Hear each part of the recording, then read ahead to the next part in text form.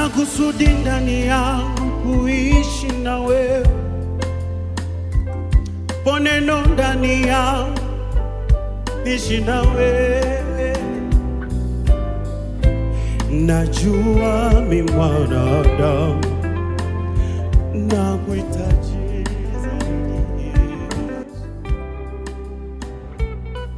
Sex of science, be strong and do exploit. Shalom, shalom mwana Mungu, Bwana Yesu asifiwe. Kama ambavyo unaona leo wana Yosefu wakiwa katika maombi yao kwa ajili ya kuombea umisheni uliofanyika mwezi wa 7. Unaona Mungu amekupa jukumu la kuhubiri injili, basi usisite kuja kwenye maombi, maana ndio maandalizi. Na watu nakuta hawajafunga na hawapo kwenye mfungo hiyo siku, wanaogopa kuja. Mungu anaelewa jinsi ulivyobanana na ratiba nyingi.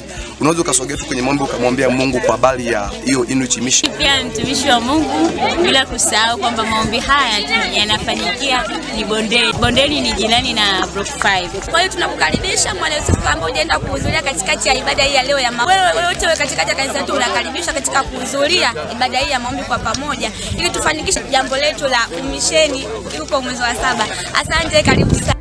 Nikumbu